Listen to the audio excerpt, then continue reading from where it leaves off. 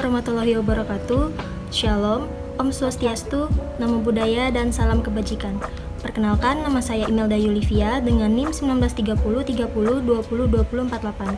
Saya adalah mahasiswi program studi Pendidikan Bahasa dan Sastra Indonesia, Fakultas Keguruan dan Ilmu Pendidikan, Universitas Palangkaraya. Baik, pada kesempatan kali ini, saya ingin mempresentasikan bagaimana pemahaman saya tentang kajian semiotik pertunjukan dalam performa drama Balada Sakit Jiwa untuk memenuhi tugas mata kuliah kajian drama yang diampu oleh Ibu Dr. Misnawati MPD. Sebelum kita masuk ke pembahasan yang lebih lanjut mengenai kajian semiotik, alangkah lebih baik jika kita mengetahui makna dari kajian semiotik itu sendiri. Jadi, jika teman-teman masih ada yang belum paham atau belum mengerti makna dari kajian semiotik, di sini akan saya jelaskan secara rinci apa itu kajian semiotik menurut pemahaman saya. Jadi teman-teman, semiotik itu adalah sebuah ilmu yang mempelajari sistem-sistem, aturan-aturan, konvensi-konvensi yang memungkinkan tanda-tanda tersebut memiliki makna atau mempunyai arti. Jadi secara sederhana, semiotik itu berarti ilmu tentang tanda.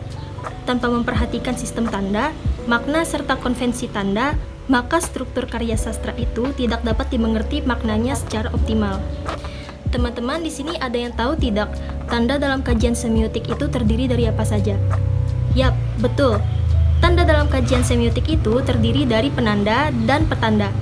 Penanda adalah bentuk formal yang menandai petanda, sedangkan petanda adalah sesuatu yang ditandai oleh penanda itu.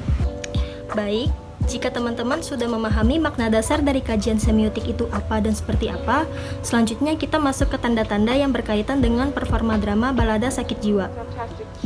Jadi, di PDF yang saya baca tentang kajian semiotik pertunjukan dalam performa drama Balada Sakit Jiwa, terdapat beberapa keterkaitan tanda. Antara lain yaitu yang pertama adalah tanda yang berkaitan dengan aktivitas aktor, yang kedua, tanda yang berkaitan dengan penampilan aktor, yang ketiga, tanda yang berkaitan dengan aspek ruang atau tempat, dan yang terakhir yaitu tanda yang berkaitan dengan akustik nonverbal. Baik, setelah mengetahui tanda-tanda yang berkaitan dengan performa drama, berikut akan saya jelaskan satu persatu tanda-tanda tersebut meliputi apa saja. Yang pertama tadi kan ada tanda yang berkaitan dengan aktivitas aktor. Jadi teman-teman, tanda yang berkaitan dengan aktivitas aktor itu ditunjukkan dengan mimik, gestur, dan blocking yang dilakukan oleh tokoh-tokohnya. Ketiga aktivitas aktor yang teridentifikasi adalah sebagai berikut, yaitu yang pertama ada mimik. Mimik di sini berkaitan dengan gerak mata, dahi, alis, dan bibir. Kemudian yang kedua adalah gestur. Gestur di sini berkaitan dengan tubuh, tangan, kaki, dan kepala. Sedangkan blocking yang muncul itu berkaitan dengan pergerakan para aktor di panggung.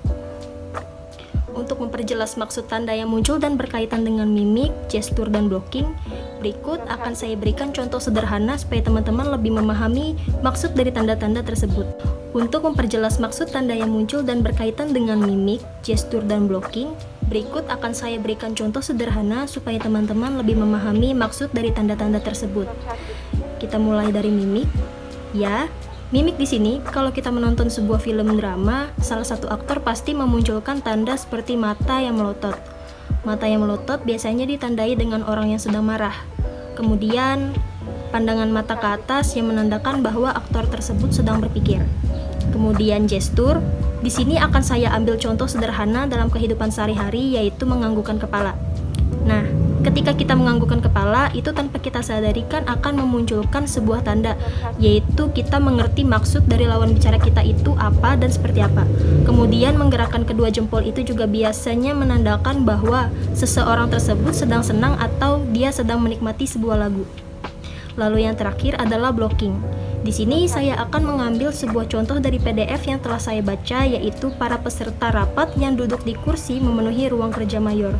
Di sini interpretasi makna tandanya adalah ketegangan yang dirasakan oleh petugas rumah sakit jiwa saat memperdebatkan permasalahan yang diciptakan Wenda. Kemudian, kita lanjut ke tanda yang berkaitan dengan penampilan aktor.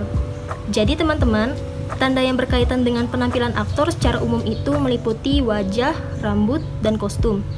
Baik, di sini akan saya jelaskan satu persatu mengenai tiga tanda tersebut meliputi apa saja. Yang pertama, ada wajah atau rias wajah. Di dalam rias wajah yang paling dominan muncul adalah permainan alis, pipi, perona bibir, mata, dan kumis. Kemudian yang kedua adalah tata rambut. Di dalam tata rambut, yang muncul adalah potongan rambut, gaya bersisir, dan penggunaan pomade. Lalu yang terakhir adalah kostum. Di dalam kostum, yang sering dipakai sebagian besar adalah yang sesuai dengan tuntutan naskah. Jika dilihat dari segi tata rias, setiap aktor atau setiap pemain sudah sesuai dengan karakter yang diperankan. Untuk memperjelas kembali tanda yang berkaitan dengan penampilan aktor, berikut akan saya berikan contoh-contoh sederhana yang mungkin bisa teman-teman pahami mengenai wajah, rambut, dan kostum itu seperti apa saja. Baik, kita langsung ke bagian yang pertama, yaitu wajah atau rias wajah.